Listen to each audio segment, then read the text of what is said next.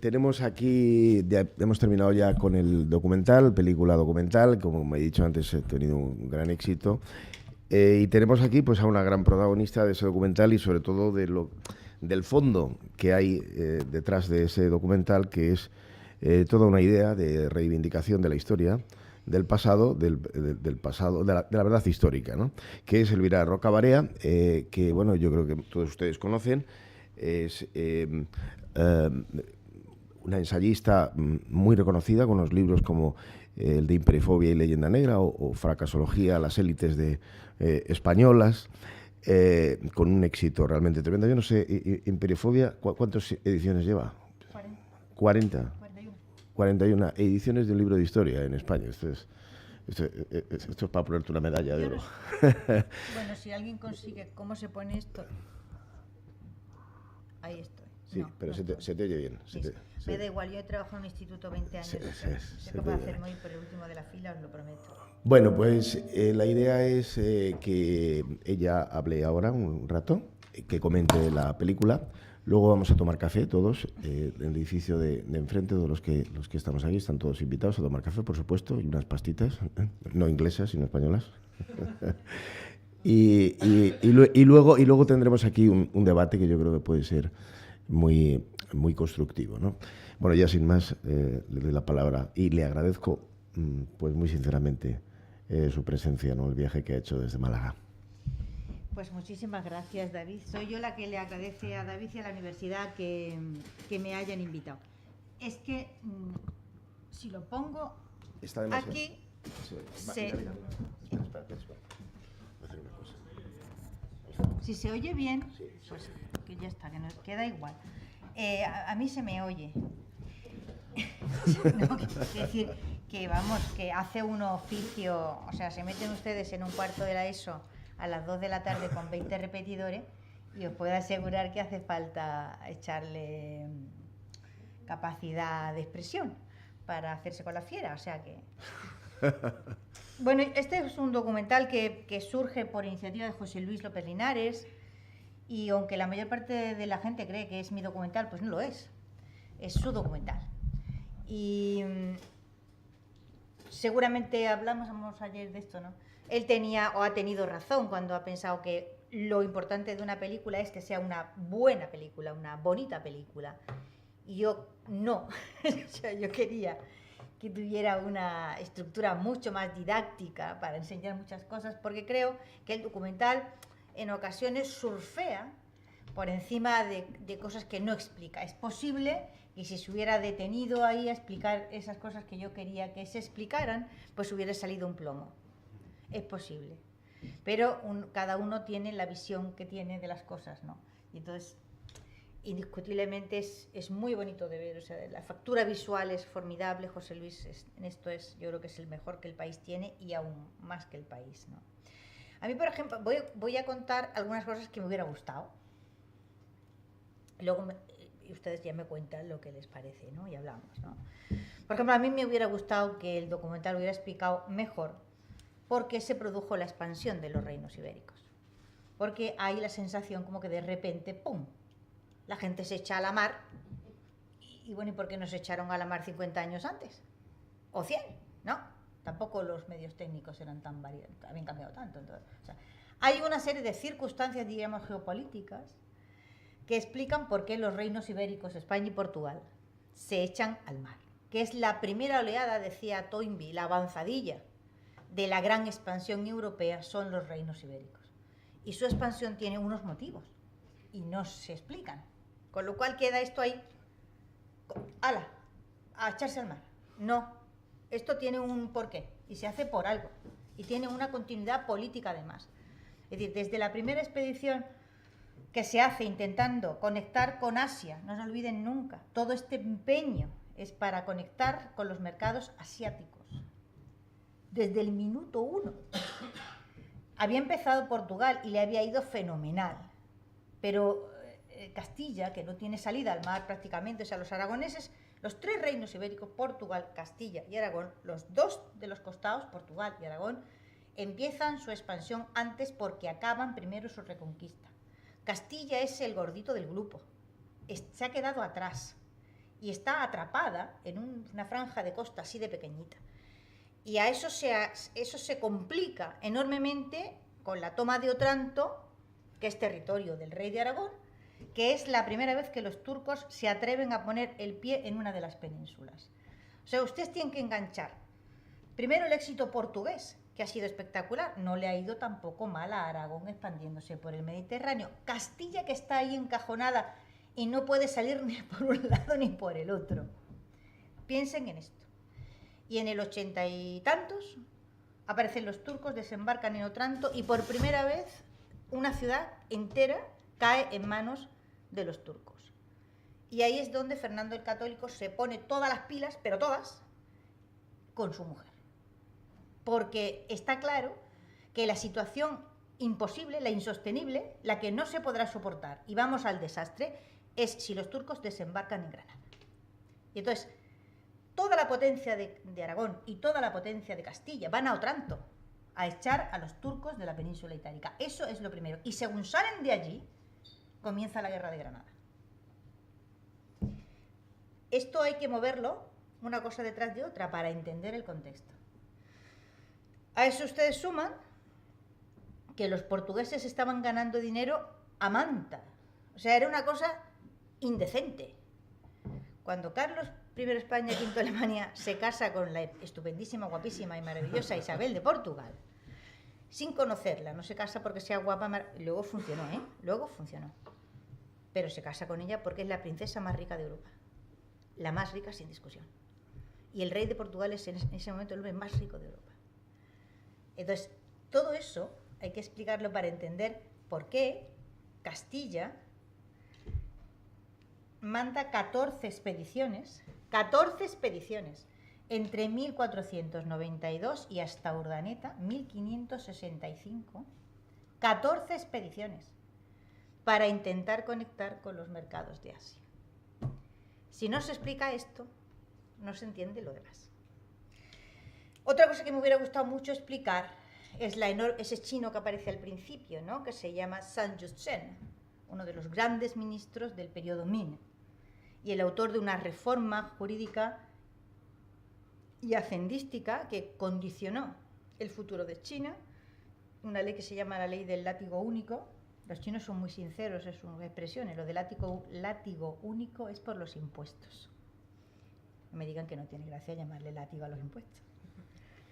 Yi Qiao Bian Fan se llama esa ley en chino. Y es la ley que hace que los chinos, a partir de ese momento, esto ocurre menos de 10 años después de que se hubiera conectado con el galeón de Manila el imperio Habsburgo con el imperio Ming. China tiene un problema grande con la moneda y no queda ahí. ¿Por qué tiene China un problema grande con la moneda? ¿Vale? China tiene un problema grande porque en este momento los chinos se calcula que ya eran el 40% del Producto Interior Bruto del mundo. Es decir, China ahora en el 21 no está haciendo nada que no hubiera hecho antes. No llega a un siglo, sí, ellos le llaman el siglo de la humillación, que es el momento del gran choque con el capitalismo occidental, y los chinos se desestructuraron por completo, no supieron hacer frente a esa situación. Luego, si quieren, hablamos de esto, que también me hubiera gustado explicarlo. Pero la realidad es que China ya tenía una capacidad de producción inimaginable para los occidentales. Y los chinos exportaban muchísimo. Pero los chinos no tenían moneda con valor intrínseco. Es decir, los chinos habían inventado en el periodo Song el papel moneda. Hasta ahí estamos. Pero el papel moneda es una moneda fiduciaria. Es decir, es un papelillo al que usted le concede el valor por confianza con quien lo emite de valer tanto. ¿Qué ocurre cuando usted tiene que comprar y vender con gente que no se fía de usted o en principio no tiene por qué fiarse? Pues que usted necesita una moneda con valor intrínseco. La moneda con valor intrínseco desde los tiempos de los sumerios era la plata. Voy a explicar aquí las razones por las cuales la plata ha sido siempre la moneda, no en esta época, sino en Roma, en Grecia. La plata ha sido siempre el metal con el que se ha acuñado la moneda. ¿Por qué? Porque se endurece con cierta facilidad, porque hay mucho más, porque eso, en fin, 1000 razones. Pero China no tiene plata. China importa la plata, fundamentalmente de Japón, que sí tiene minas de plata, y cuando aparecen los portugueses empiezan a suministrar plata a China para fabricar moneda. Toda la plata que se importa, toda la plata que China absorbe es para fabricar moneda. La necesita para monetarizar la economía, porque tiene un problema, o sea, diríamos un culo, o sea, un cuello de botella con sus exportaciones, a cuenta del problema de la moneda. Y es la conjunción astral. O sea, se calcula que como máximo, hasta que el galeón de Manila se fija en el 70 y tantos, ahí se ha visto un documento que no se ha explicado, que es una carta que le envía, está en el Archivo Histórico Nacional, y yo me empeñé en grabarla y en leerla. Ni se ve ni se lee. El año 72 el virrey Martín Enríquez de Almansa le envía a Felipe II una carta desde México, en la que le explica algunas cuestiones económicas fundamentales. La primera es que el comercio por el Pacífico no se puede estabilizar, no se va a estabilizar, porque el Pacífico es enorme y se come los barcos. De manera que los empresarios, la gente que está en condiciones de exportar y que quiere ir hasta Filipinas e importar, se juega los barcos a la ida y se juega los barcos a la vuelta. Y ningún comerciante está en condiciones de poder hacer semejante apuesta de una manera rentable. Por lo tanto, si el comercio con Asia tiene que funcionar, tiene que ser el Estado el que ponga el medio de transporte por aeropuerto. Es decir, que esto no sale adelante si no conseguimos hacer una estructura que unifique lo público y lo privado. Triunfó totalmente. Eso lo explica el virrey maravillosamente. Y luego le explica que para China es muy difícil llevar mercancía porque ellos producen mejor loza, mejor tela, seda, etc. Y va enumerando todos los productos. No está para nada despistado el virrey, para nada, en cuanto a economía global. Y le dice a Felipe II, lo que nosotros podemos exportar a China es plata. Y es lo único que les interesa. Pero si nos atenemos a esas ideas del mercantilismo, los metales preciosos no se exportaban más que en muy pequeñas cantidades porque se suponía que lo que se hacía con ellos era atesorarlo.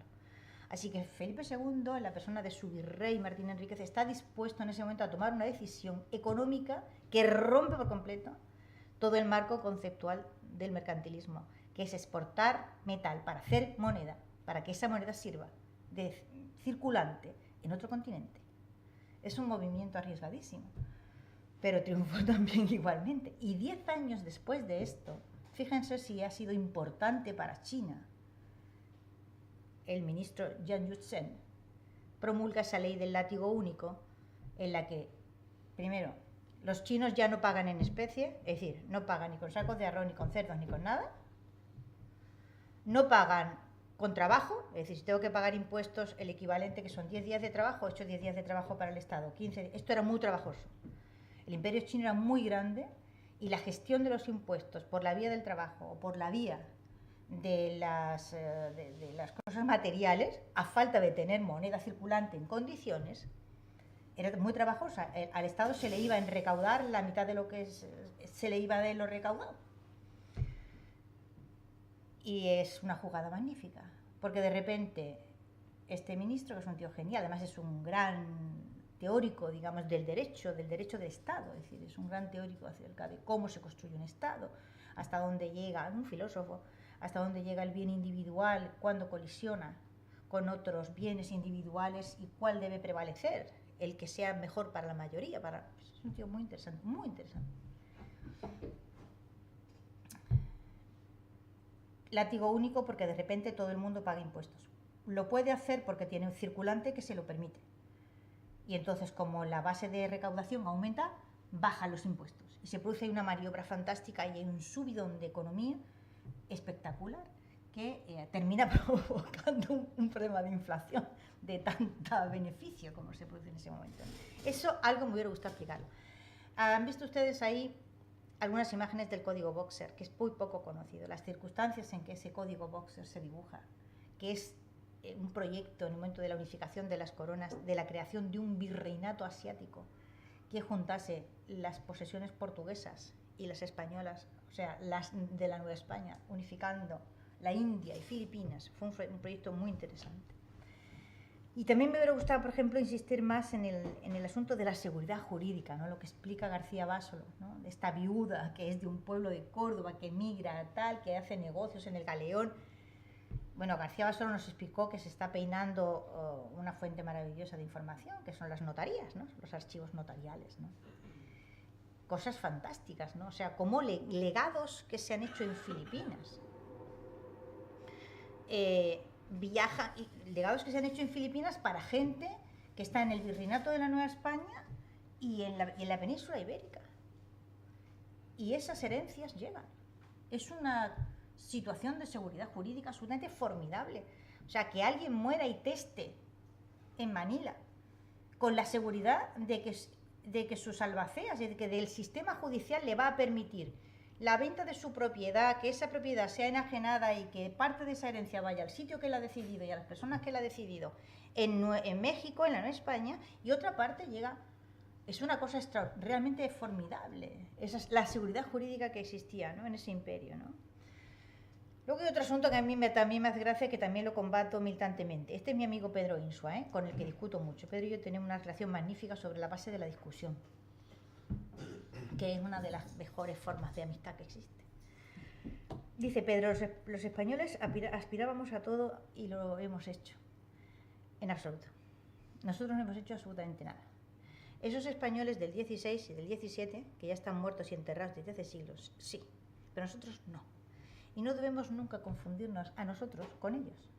Porque nosotros hace ya como 2 siglos que vivimos en un país insignificante por completo, desde un punto de vista político, y como nosotros, las otras repúblicas que nacieron del desmembramiento de ese imperio. La absorción de la insignificancia es absolutamente importante para que uno pueda hacerse cargo de su presente, ¿vale? Porque si uno vive envuelto en el manto de ese imperio de por vida, para echarle la culpa, para justificarse, para sentirse grande, para sentirse importante, no va a dar nunca con la realidad. Es decir, ese es un marco conceptual erróneo. Ese no es un marco conceptual erróneo para comprender la historia, pero sí es un marco conceptual erróneo para comprender o para justificar el presente. Esa era otra cosa que yo quería decir. El juicio moral. Bueno, pues estoy leyendo por fin el libro de Harari, que me está haciendo mucha gracia, y entonces no me lo he traído subrayado. Hay un momento en que empieza a hablar de la expansión, digamos, del pensamiento científico y considera que realmente el arranque de la revolución científica moderna es la expansión de los europeos a partir del descubrimiento de América, y durante páginas Harari está hablando cuáles son las consecuencias, cuáles son los cambios que ha inducido o que va a provocar esa revolución mental, geográfica, etcétera, etcétera. Y durante todo el tiempo habla de los europeos. Los europeos cruzan el Atlántico, los europeos exploran, los europeos cruzan el Pacífico, los europeos cartografían y los europeos tal. Hasta que empieza a hablar de las consecuencias negativas y entonces esos europeos pasan a ser españoles. En la página siguiente. O sea que mientras eso lleva a cabo, mientras todos esos fenómenos suceden y las consecuencias son positivas en cuanto a conocimiento, revolución científica, conexión económica, bla, bla, bla, bla, europeos, europeos, europeos. Pero en el momento en que la violencia, la conquista, son españoles. O sea que los que cruzaban el Pacífico y establecieron el galeón eran europeos. Pero en el momento en que es la conquista de Cortés, son españoles. Amazing, ¿no? Vamos al juicio moral. Otra cosa que me hubiera gustado mucho explicar, mucho, es que la guerra en los Países Bajos es un problema económico, mucho antes que un problema religioso. La guerra en los Países Bajos no cobra importancia hasta que la ruina de la Liga Hanseática se verifica por la expansión de los reinos ibéricos, y no arranca con verdadero furor hasta que Felipe II no se hace con las 2 coronas, y entonces controla absolutamente, los ibéricos controlan el comercio del mundo entero. Miren las fechas, ¿vale? Miren las fechas en que ocurren las cosas. Eso me hubiera encantado explicarlo, porque está una harta ya de los católicos, los protestantes y estas cosas. No señor, no señor. Hay un momento en la historia de Europa, a partir del momento en que Felipe II se hace con las 2 coronas, en que no se mueve, ¿vale?, una moneda sin que la península ibérica tenga algo que decir ahí, en todos los niveles. Y se acaba la Liga Hanseática. Mire el momento en que hace cataplof, ¿vale? En Hamburgo, Amberes, etcétera, etcétera, etcétera. Así que esto es una guerra mucho más por el comercio que por las ideas religiosas, sin, vamos, discusión. Otro asunto que me hubiera gustado tratar, ese fue imposible llegar a un acuerdo, es las fuentes internas de Leyenda Negra, que hay dos, muy potentes, potentísimas, que son la Iglesia y la fuente lascasiana. Arranca con Fray Bartolomé de las Casas. Fray Bartolomé no es el primero ni el único, ¿vale? Y está viva hasta el día de hoy.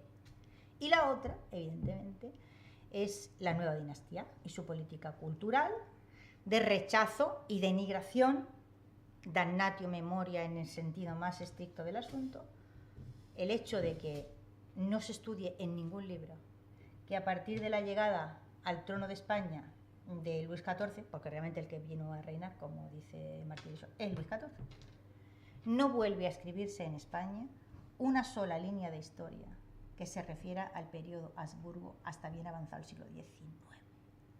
No estamos hablando de una damnatio memoria que se pueda entender en las primeras décadas del cambio de dinastía. Eso se puede entender. Hay un cambio de dinastía, ha habido una guerra mundial, es que fue una guerra mundial. Y se entiende que el nuevo poder se tiene que afianzar y tiene que, bueno, justificar sus argumentarios. Esto se entiende. Ahora, que a finales del siglo XVIII siga sin haberse escrito en España una sola línea que tenga que ver con el periodo Habsburgo, esto ya hay que hacérselo mirar. Y que hasta que servidora no se pasó un año verificando historiador por historiador, no me encontrase yo un solo trabajo publicado que se refiriese a esto, ahí es donde yo realmente me alarmé. Me alarmé. Porque un silencio historiográfico que dura más de un siglo no puede pasar desapercibido. ¿Cómo ha pasado desapercibido esto? ¿Cómo? Y las consecuencias que esto tiene. La historia del siglo XVIII, o sea, la historia anterior, que en el siglo XVIII se lee, ¿de dónde sale? Sale de Francia. E inventa los hispanisants, que son los hispanistas, con los que todavía bregamos. Es decir, que pasan cosas en este momento que a día de hoy es necesario saber y comprender para que nos enteremos del mundo en el que vivimos. Si mantenemos esas puertas cerradas y los muertos debajo de las alfombras, no podemos generar un marco conceptual mínimamente orientante para nuestro presente. Y ese silencio historiográfico hay que estudiarlo, hay que publicar por docenas artículos. O sea, ¿qué historiografía se está haciendo en España? Porque además, fíjense que llegan los Borbones y siembran el país de instituciones culturales. Es una guerra cultural brutal. Y las consecuencias de eso están vivas hoy. Me hubiera gustado mucho explicar esto un poco. Cuando dice Carmen Iglesias, los vecinos son los peores, bueno, esto no es exactamente así. No es porque fueran vecinos, no. Es porque están defendiendo su posición política y su poder. Y esto no es un asunto de buenos y malos. No es un asunto de buenos y malos, ¿vale? Es que la lucha por el poder solo admite un ganador. Si gana el PSG, ¿no se llama PSG? PSG. ¿Vale? La Liga la gana el PSG. O sea, y porque pierda el Liverpool, no es que el Liverpool sea malo. Y el PSG, porque lucha por conseguir el primer puesto, tampoco es que sea malo. Cada uno lucha por conseguir. Esos son conflictos de intereses. Y los conflictos de intereses generan batallas de opinión, argumentarios, etcétera, etcétera, etcétera. Ahora bien, que en esa lucha, el conflicto de interés de España con Francia es algo geopolítico que lo ve cualquiera. Cualquiera desde el minuto uno. Lo tuvieron claro los reyes católicos, por eso matrimoniaron sus hijos de tal forma que si les salía bien la jugada iban a aislar a Francia, y la aislaron. La reina Isabel lo tiene escrito. Si Francia es poderosa, España no lo será. Y la historia demuestra que esto es una realidad implacable. ¿Porque son malos franceses? Hombre, no. ¿Porque son malos vecinos? Hombre, no. Porque los franceses defienden su posición. Ya está. Y muy bien que hacen de defenderla. El que no defiende la suya, pues que se lo haga mirar. O sea, esto no es una cuestión de que porque son malos vecinos. No, no son malos vecinos. Defienden su lugar en el mundo. Claro, ¿por qué no? Otra cosa que me hubiera gustado muchísimo explicar es cómo se produjo el final del Imperio hispánico y cómo se produjo la caída del poder chino. Sucede a la vez y de la misma manera. Si se entretienen ustedes en mirarlo bien, se darán cuenta que cuando se rompe la conexión por el Pacífico, ¿vale?, suceden dos cosas. La fragmentación política, la balcanización extrema de todo lo que había sido los territorios del Imperio Español. Todavía estamos bregando con eso, ¿vale? Todavía estamos bregando con eso. Y en el caso de China, comienza a aparecer un narcoestado. Y ese narcoestado degenera en las guerras del opio. ¿Nos suena lo del narcoestado? ¿Nos suena? ¿Sí? ¿Vemos de repente algunas semejanzas desconcertantes? Pues esto hay que estudiarlo también. Porque los dos imperios, ¿vale?, que habían dado estabilidad a gran parte del comercio, es una cosa asombrosa, pues no colisionaron jamás. O sea, los intereses del Imperio chino y el Imperio español no colisionaron jamás. Los dos imperios se alimentaron, se respetaron, se miraron en la distancia y no nos haremos daño, no. Yo te doy esto, tú me das lo otro, estupendo. Y ya está. ¿Vale? Eso se rompe con la emergencia del poder anglosajón en el mundo y se rompe por igual, o sea, de la misma manera, en un imperio y en el otro. Eso también me hubiera gustado mucho explicarlo. ¿Y qué era lo último que yo quería comentar? Dos cosillas más. Lo de la legislación proindígena y esta cosa que decimos, no, es que siempre a favor de los... Vamos a ver, esto hay que explicarlo, que los españoles no eran ángeles, ¿vale? No iban por el mundo repartiendo caramelos, no. Ni les encantaban los indios y por eso como eran muy buenos y muy cristianos y muy católicos, no. Los españoles tenían un problema demográfico gigantesco, ¿vale? Problema demográfico. O sea, la península ibérica ha tenido siempre menos población que el resto, siempre. Las razones por las cuales esto es así yo no voy a entrar, pero esa es la realidad. O sea, la península ibérica llega a la segunda mitad del siglo XV con la mitad de población del equivalente en Francia, la mitad. O sea, hay muy poca población. Esa es una cuestión muy importante, porque la demografía es todo.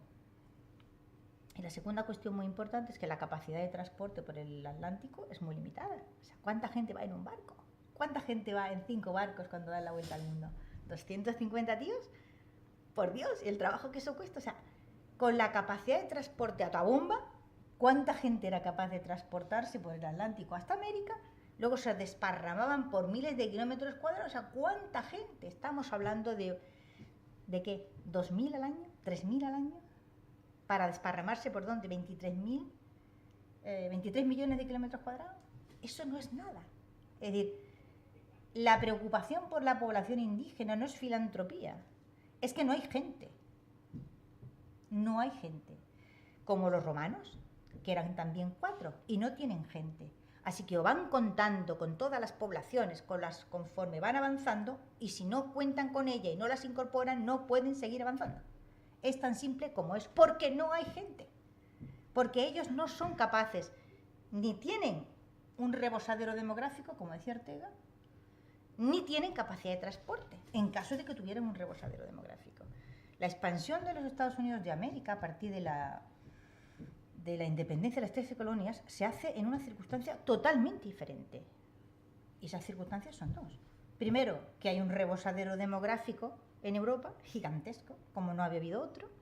A ver qué hubieran hecho los de las 13 colonias si ese rebosadero demográfico del 19 no hubiera ido con una correspondiente revolución en el transporte en los barcos, no hubiera sido capaz de ir de Europa a América. Se quedan en las 13 colonias, o pactan con los indios o se mueren de asco allí, porque tampoco tenían gente. Es decir, esta circunstancia hay que tenerla en cuenta. Y es muy importante. Por supuesto que hay una legislación proindígena y hay un intento continuo de incorporar esa población. Porque es que si no se hace eso, no se crea el imperio. Es condición sine qua non. Y por último, me gustaría explicar algo que Marcelo...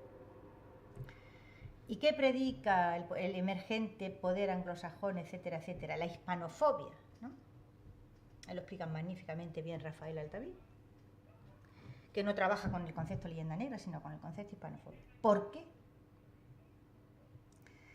En este momento de principios del 19 en el que se está configurando políticamente lo que ha sido el Big Bang de la gran monarquía hispánica, ¿no?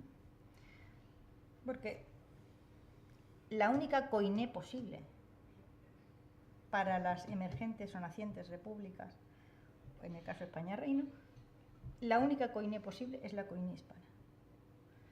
Es decir, en el caso de la Nueva España, México, la aztequización obligatoria, la mitología en torno a los aztecas, etcétera, no es capaz de generar una coiné que permita la construcción de un Estado-nación. Lo que permite la construcción del Estado-nación mexicano es la coiné hispana. En el caso de Chile, lo mapuche, por mucho que tú lo exaltes a niveles mitológicos, etcétera, etcétera, etcétera, tampoco es capaz de ofrecer ni lingüística, ni cultural, ni jurídica, nada que permita la creación de un Estado-nación. Chile existe sobre una coiné que es la hispana. México existe sobre una coiné que es la hispana. Si tú quieres fomentar la balcanización, la fragmentación política, lo que tienes que hacer es absolutamente demonizar el elemento coiné, como ocurre en España, pero si es que es lo mismo, ¿vale? Aquello que permite la coexistencia, la unidad política, la creación de Estado, que necesita irremediablemente siempre alguna clase de mantillo que genere una comunidad de intercambio lingüístico, etcétera, etcétera. Si tú demonizas esa coine, en ese momento lo que estás haciendo es debilitando la estructura política, y fue tan exitoso que nacieron 20 y tantas naciones, donde de pura lógica no tenían que haber nacido más que 4, que eran los 4 virreinatos, que ya eran una estructura de nación, y hubiera sido un proceso absolutamente natural, sin violencia, y que hubiera mantenido en pie totalmente todas las infraestructuras, etcétera, etcétera. Pero eso se hace por un... Entonces, me han faltado el poder explicar muchas cosas que me hubiera gustado explicar, y seguramente el documental sería un plomo, pero en fin, creo que hubiera quizás merecido la pena que no fuera tan bonito y se pudiera aprender algunas cosillas que creo que surfea un poco, ¿no? Pero bueno, es un documental magnífico, y considerando que no había nada ni remotamente parecido, pues espero que les haya gustado.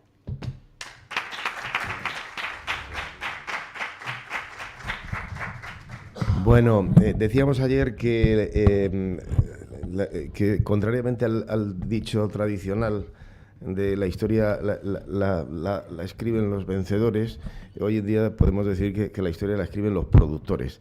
Y entonces, pues Elvira ha empezado por ahí, ¿no? Dice, me hubiera gustado, pero claro, manda el imperativo.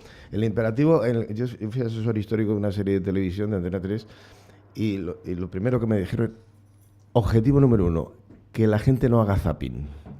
O sea, que la gente no cambie el canal. Y pasaron el guión de la serie. Hombre, una relación lésbica entre Sofonis Banguisola y la princesa de Éboli, hombre, tiene mucho tirón. Oye, yeah. Y podría ser, oye, ¿cómo vamos? Oye, ¿quién va a decir que no? ¿Quién va a demostrar que eso es imposible? No es imposible, podía ser. Ahora que la princesa de Éboli le dijera a la pintora, estamos en un mundo de hombres absolutamente machista y esto tiene que cambiar, hombre, en el siglo XVI. Ya no puede, ya está en el siglo XVI. Es decir, hombre, que no hagan zapping, pero lo que no puede es desinformar, ¿no? Y claro, también decíamos ayer que toda simplificación es excesiva. Y me ha gustado muchísimo la intervención de Elvira, porque ha puesto el punto intelectual al tema. Es decir, pero claro, es que estamos en... Bueno, luego estamos bien de hora. Muy rápido. Bueno, me surgen, como me imagino que a todos ustedes, muchas cuestiones, ¿no? Claro, encontrar el punto justo, el punto perfecto de conexión con el gran público y que al mismo tiempo se transmitan unos mensajes historiográficos es muy complicado. Es muy complicado.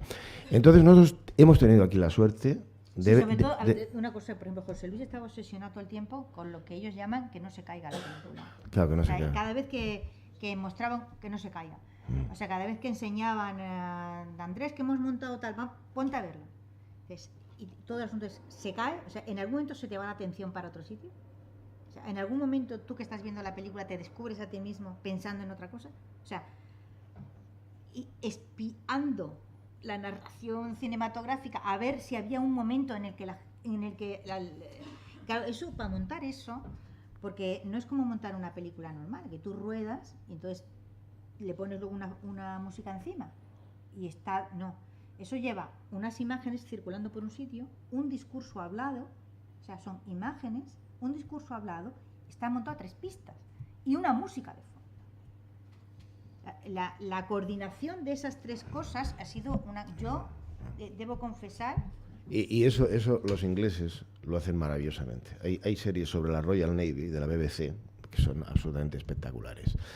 Y tienen, a pesar de Linares y su calidad, tienen gente y sobre todo tienen producción. Porque tú ves la serie de Tudor y ves la serie Isabel.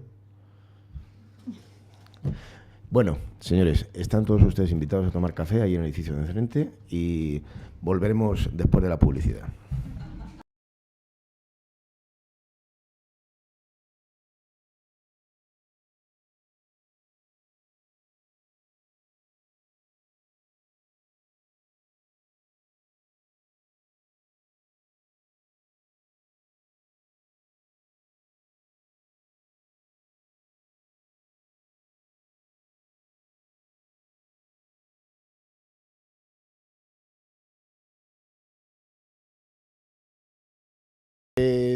Tenemos ahora un debate que, bueno, Michele Curnis, sobre lo que se ha expuesto aquí, ¿no? Mi idea era, bueno, vamos a hacerlo casi en plan mesa redonda, vamos a hacer una especie de mezcla, ¿no? Tenemos casi una hora, ¿no? Hasta la 1:15. Vamos a hacer una especie de mezcla entre mesa redonda y participación del público. Bueno, nosotros tenemos el abrigo, por si acaso. Mira tú, que esa era la forma de cerrar. Fíjate qué cosa más extraordinaria. Bueno, pues nada. El otro día estaba abierta la del fondo. No, pero ya está quitada la calefacción. Dentro de un rato aquí va a hacer frío. Solo se puede abrir la del fondo. Ya. Bueno, vamos a... Yo lo agradecería muchísimo. Bueno. Estoy a punto de marear. Mónica, venidos por aquí vosotros. Venidos por aquí. Si ustedes se van para allá... Sí, es más que nada un efecto psicológico también, de verlo abierto. Que sí. No, aquí arriba hace mucho más calor que allá abajo. Bueno, El aire caliente sube. vamos a hacer una especie de mesa redonda, pero conectando, ¿no?, con el público constantemente, ¿no?, el público asistente. Bueno, yo quería partir de una idea, ¿no? ¿Hasta qué punto este documental no es un poco contradictorio en el sentido de que habla de la globalización? Y no sé hasta qué punto este documental es globalizado. ¿En qué sentido digo esto? Es decir, si es exportable este documental, estas visiones, aquí tenemos una historiadora, bueno, está haciendo un máster sobre herencia cultural hispánica con nosotros, cubana. Y lo que me ha comentado antes es, bueno, qué historia tan diferente, ¿no? Entonces, ¿hasta qué punto tiene un carácter global? Es decir, no solo quedarse en el público español, sino hasta qué punto es exportable. No me gusta la palabra exportable, que tiene un sentido crematístico excesivo, ¿no? Pero hasta qué punto el público de otros países, especialmente los países latinoamericanos, esto lo asumen o directamente ven 10 minutos y dicen, bueno, esto es una... Y quería un poco empezar por ahí, ¿no? Entonces, me gustaría que tenemos varios profesores latinoamericanos y al público asistente, si querían hacer algún comentario sobre esto. No es obligatorio, ¿eh? No es obligatorio.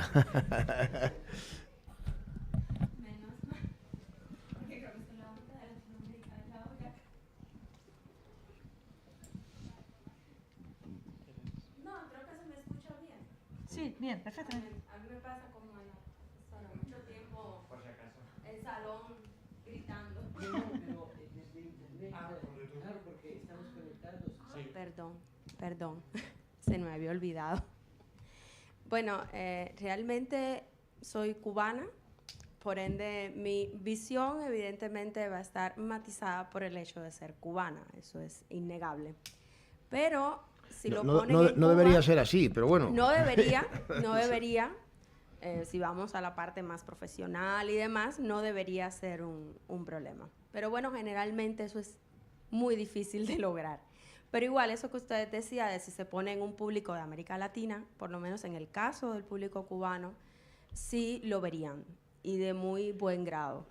¿Sí? Porque en Cuba esto no es un problema realmente. O sea, no, en Cuba no se siente, o al menos nunca lo he visto de esa manera, ni es lo que se maneja en el mundo académico y demás, de que haya habido un sentimiento antihispanista, ni que se haya llegado a esos niveles como se podría haber llegado en México, por ejemplo. O sea, el caso de Cuba, evidentemente, tiene sus particularidades, es un lugar que no tenía esos grandes grupos poblacionales, o sea, se convirtió en un momento incluso en una isla de tránsito para todo el proceso de la conquista y demás.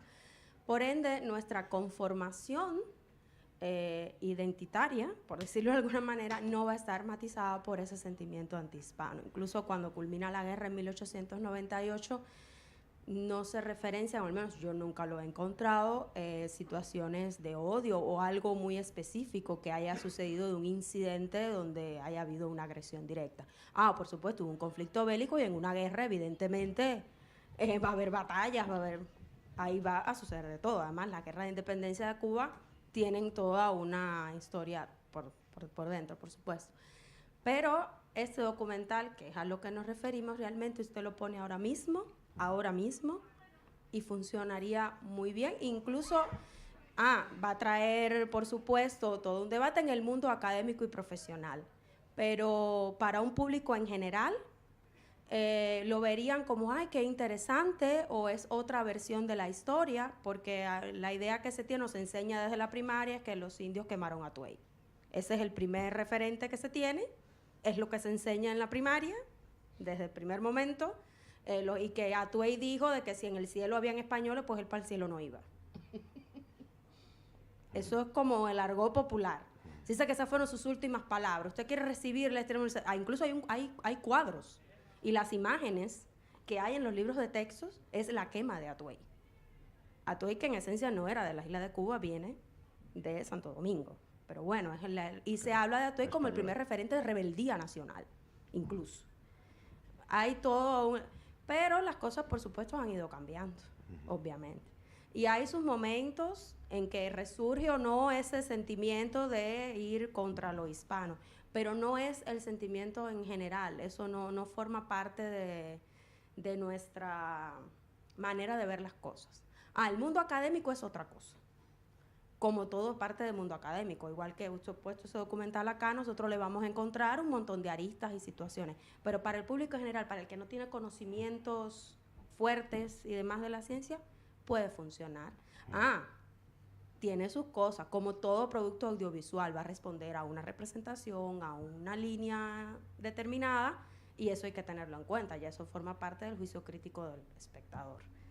Pero en Latinoamérica no sé cuál sería el caso. Por ejemplo, México es otra cosa, Perú es otra cosa, Bolivia es otra cosa, Argentina es otra cosa. Forma parte de la gran diversidad de lo que es toda Latinoamérica. Claro. Pero la visión que tiene un cubano generalmente no se enfoca hacia América Latina. El cubano de a pie, su mente no está hacia América Latina. Aun cuando hemos tenido todo un proceso a través del gobierno revolucionario, decir que enfrascó una política directamente enfocada hacia ampliar nuestros horizontes hacia América Latina por razones de ese momento. Pero generalmente la visión que tiene un cubano en sentido general es o el norte, o sea, Estados Unidos como referente, o Europa. Y su migración lo demuestra. Su proceso migratorio lo demuestra. O sea, hay dos grandes polos migratorios, que está al norte, que es lo más fuerte que hay en migración, y está esta parte de acá, que para Europa generalmente es España o Italia, en el último referente. Pero no es ese sentimiento de rechazo. Para nada. Muy bien, pues muchísimas gracias. No sé si, Elvira, tienes datos sobre cómo está también esto muy bien, comercial funcionando en otros países, ¿sí? Sí. Se ha visto en un montón de países, sí, muy bien. Sí. Sí, es que tenemos la idea, o sea, los debates que hay en España son los mismos que hay en América. Pasa que los españoles rechazan absolutamente que son americanos, pero los españoles son americanos, muy americanos, absolutamente americanos. Y hay un momento en que se produce un extrañamiento, ¿sabe? Que las élites de un lado y de otro, acaba usted de decir, su mente no está yendo hacia América Latina, no, claro que no, ni la suya, ni la de los españoles, ni de los chilenos. Nuestra mente no va hacia nosotros, como no va hacia nosotros, va hacia afuera, y así se produce el fenómeno de desestructuración gigantesco en política, en cultura y en todo. ¿Por qué? Porque las élites cubanas, como las élites chilenas, como las élites mexicanas, como las élites españolas, ¿vale?, no buscan más que un polo de atracción fuera que sea el que en cada momento haya sido importante, bien Francia, bien el mundo anglosajón, Estados Unidos. Entonces, el problema tiene las mismas raíces, se ramifica de las mismas maneras y da las mismas consecuencias en el siglo XXI. La histeria o la falta de visión que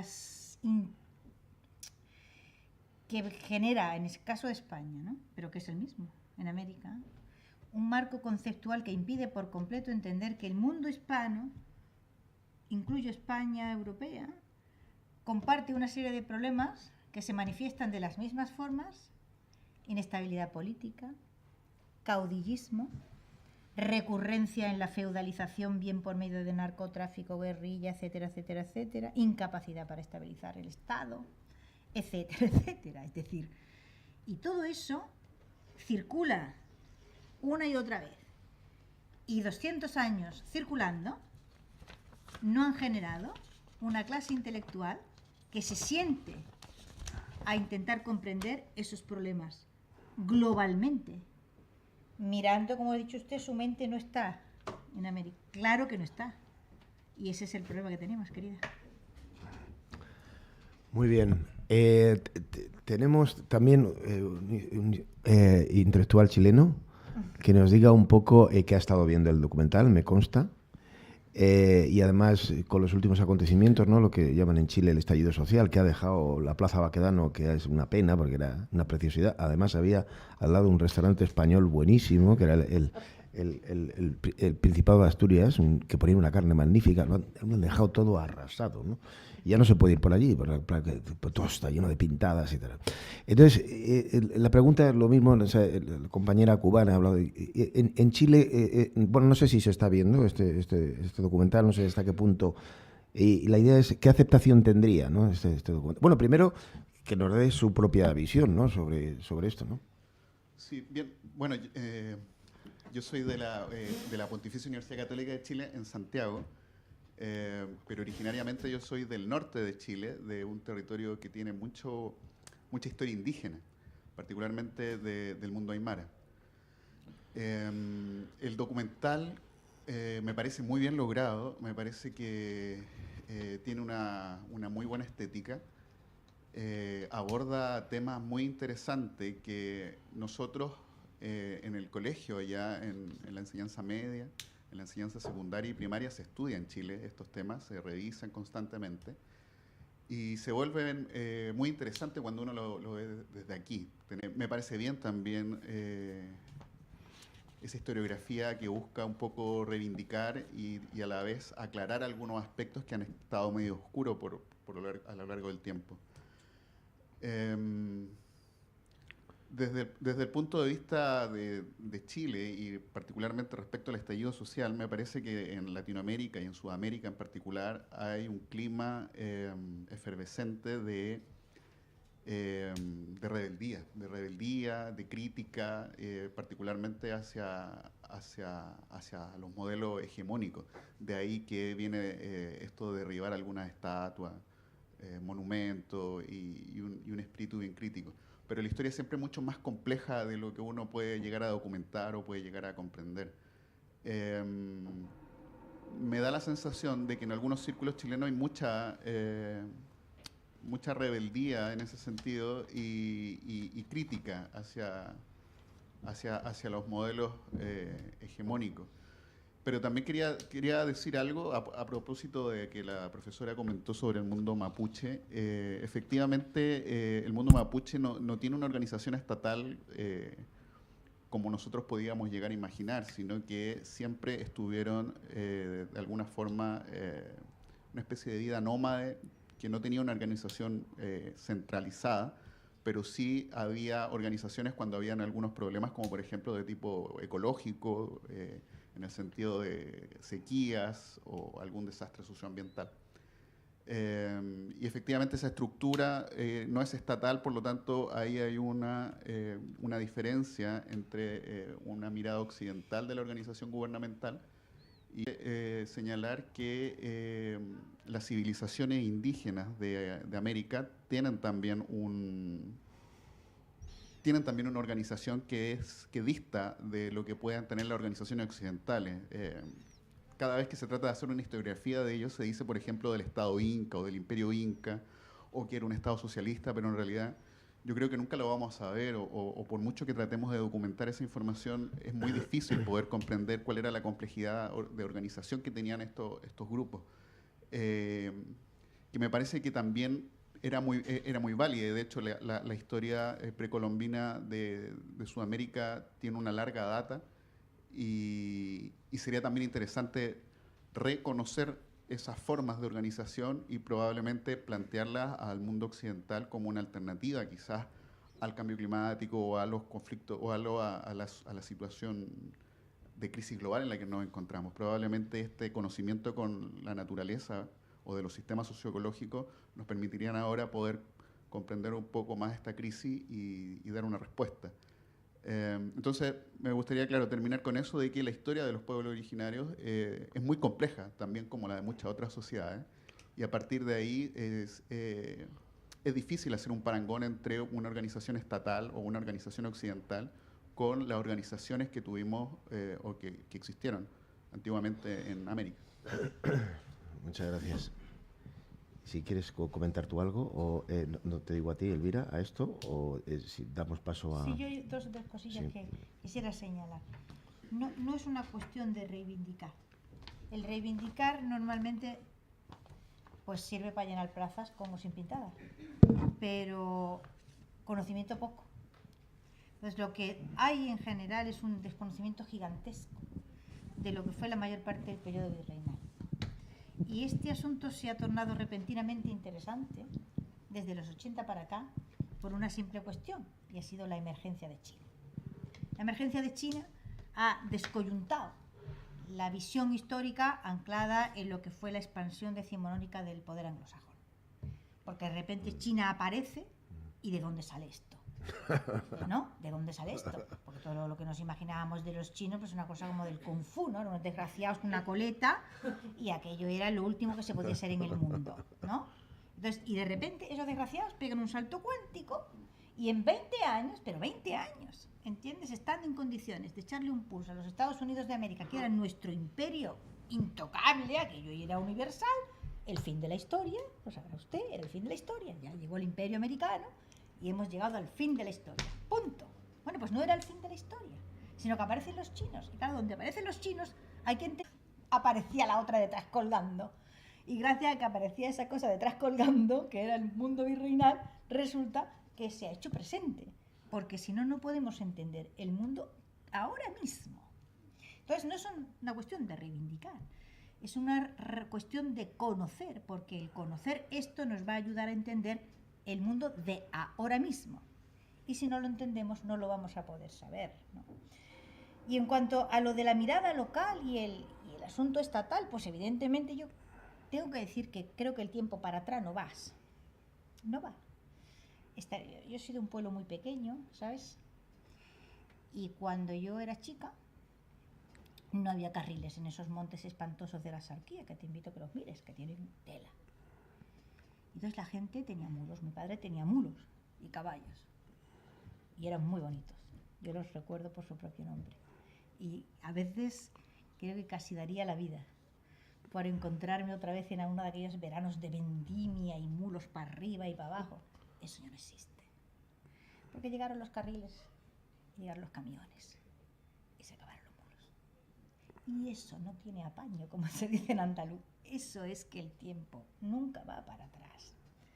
Así que, ¿hasta qué punto esas visiones románticas son acogedoras emocionalmente, pero paralizantes desde un punto de vista práctico, pues me temo que es una dicotomía dolorosísima, pero irremediable, ¿no?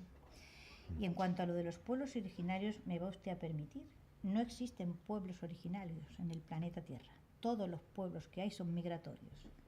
No hay un solo pueblo, ¿vale?, que sea como los hijos de Cadmo, nacidos de los dientes de la tierra, ¿vale? Todos los pueblos, antes o después, han llegado a un sitio desde otro sitio.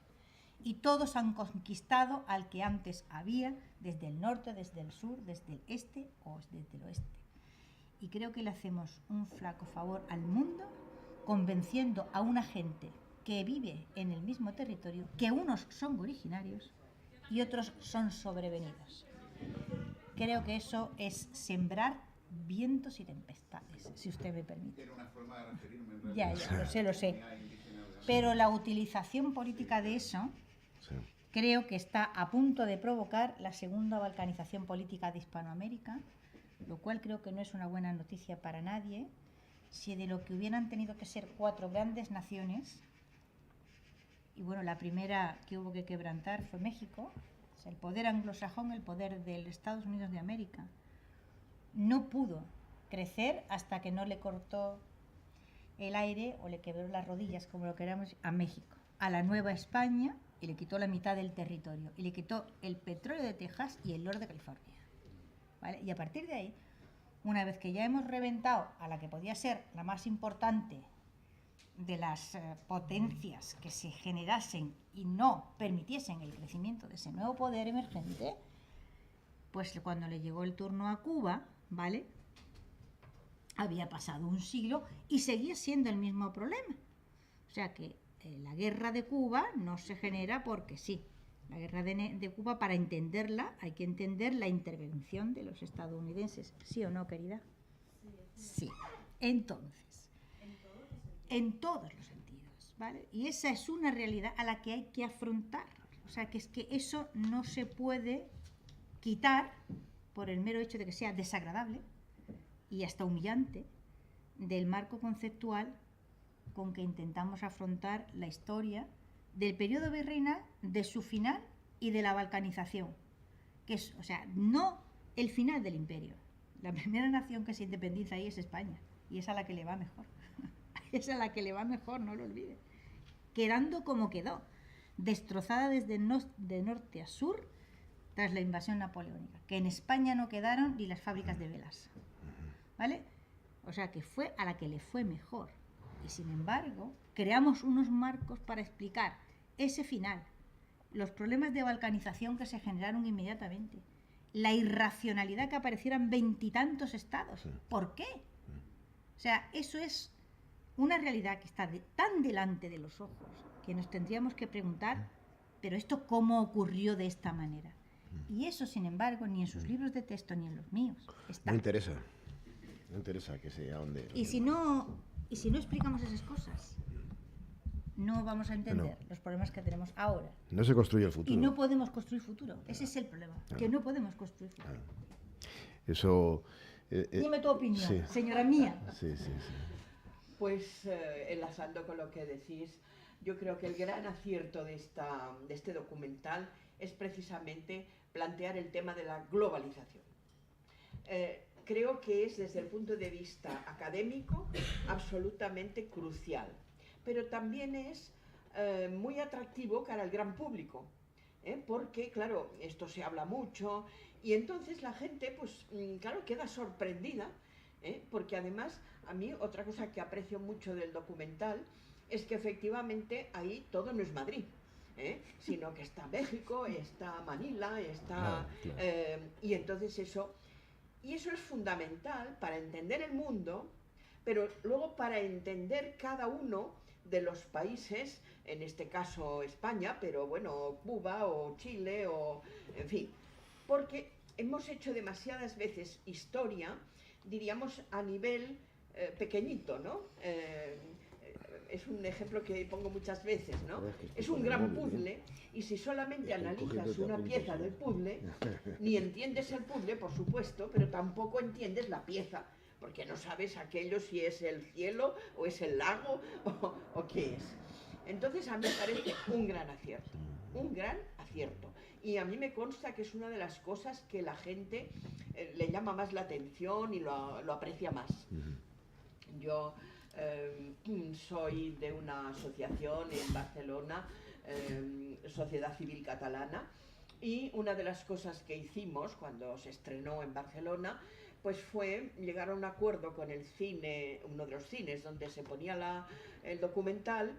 Entonces reservamos, bueno, hicieron una sesión especial, se llenó el cine a tope y cada uno pagó su entrada, claro que el cine no perdonó. No, perdón. Y entonces, claro, hubo, o sea, como hoy, la visión de la película o documental. Hay que decir que gana muchísimo visto en la pantalla grande. Sí, por supuesto. Es muy bonito visualmente, muy bonito. Sí, es de una belleza extraordinaria. Para mí es uno de los valores de este documental que realmente impresiona. Y claro, si lo vemos en una pantalla, pues, bueno, pierde. Y entonces a pantalla grande, yo soy historiadora, pero soy muy amante del cine, soy muy cinéfila. Y entonces soy de las que cree que el cine hay que verlo eso, en pantalla grande. Pero esta película especialmente, o en fin, este documental especialmente. Y ya digo, insisto, el tema de la globalización es esencial para el mundo académico, a ver si nos convencemos de que hay que, aunque luego uno tiene que, bueno, profundizar y no podemos estudiarlo todo, eso es evidente, pero teniendo siempre el marco grande. Luego, pues claro, uno pues se centra en un punto porque, bueno, depende de la época, depende del territorio, depende del tema que uno quiere analizar. Pero hay que tener siempre un marco grande, si no, es que no se entiende. Se dice muchas veces, hombre, no se puede entender, yo soy modernista, no se puede entender América sin la presencia española. Digo, no se puede entender España sin América. Porque, ¿qué pasa? Que, por ejemplo, un modernista estudia la monarquía española de los siglos, final del XV a principios del XIX. Que fíjense que coincide exactamente con el momento de expansión y el momento en que se produce la separación, ¿no? O sea, es que es exacto, ¿eh? Y entonces, claro, ¿qué pasa? Que sin querer, bueno, a lo mejor alguno queriendo, pero en general sin querer, pues estás pensando en la España actual. Y claro, no entiendes nada.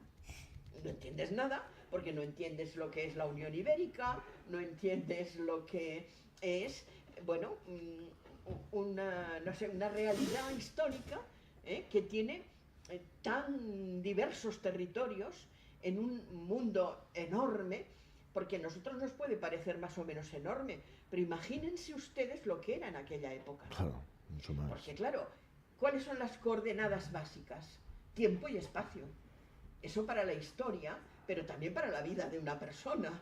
Y entonces, claro, ¿qué sucede?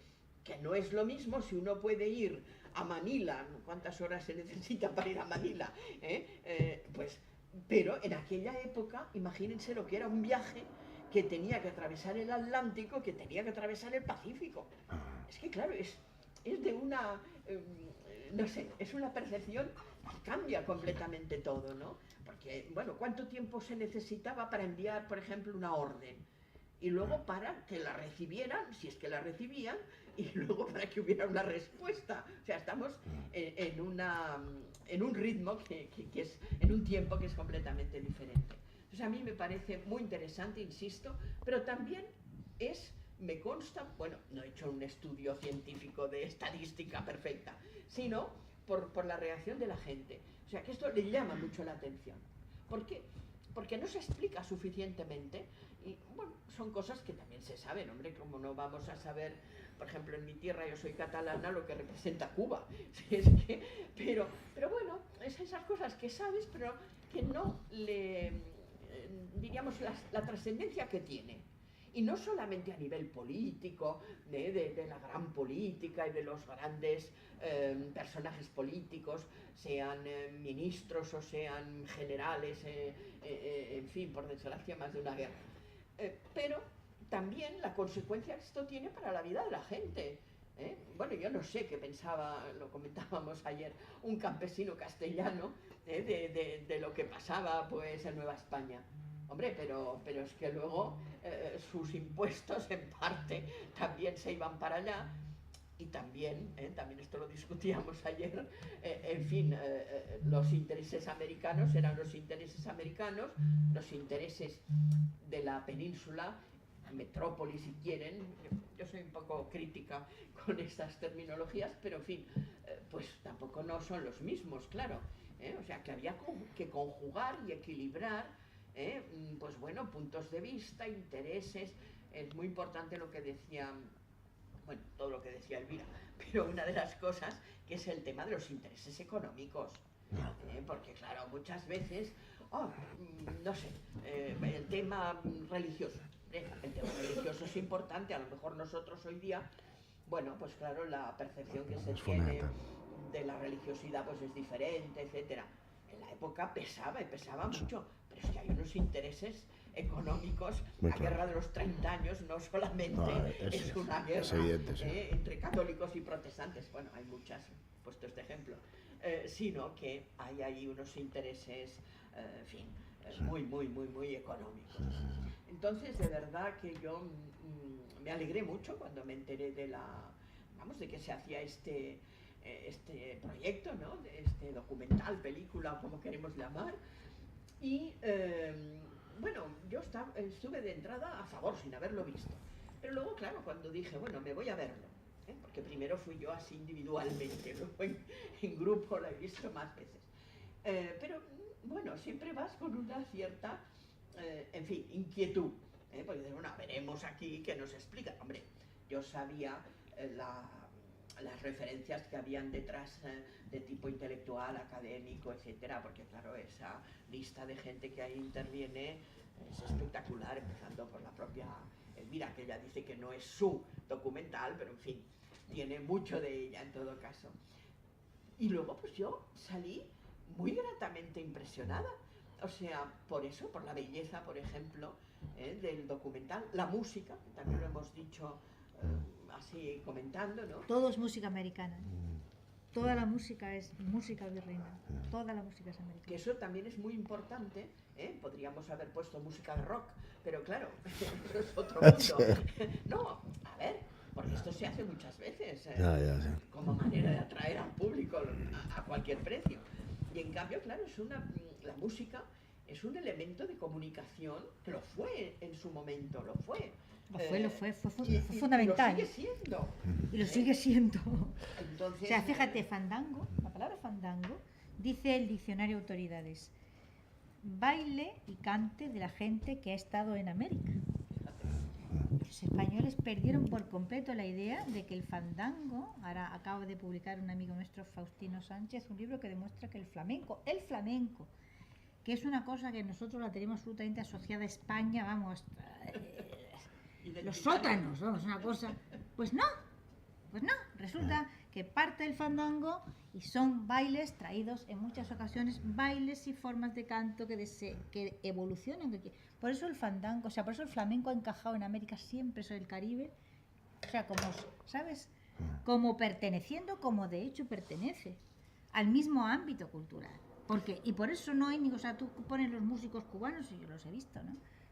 No solo cubanos puertorriqueños, lo encajan perfectamente, o sea, se van a buscar porque tienen en la cabeza los mismos ritmos, las mismas variaciones, y entonces no hay ningún problema ahí. El asunto de la globalización, a ver, es que esto es importante. Dime.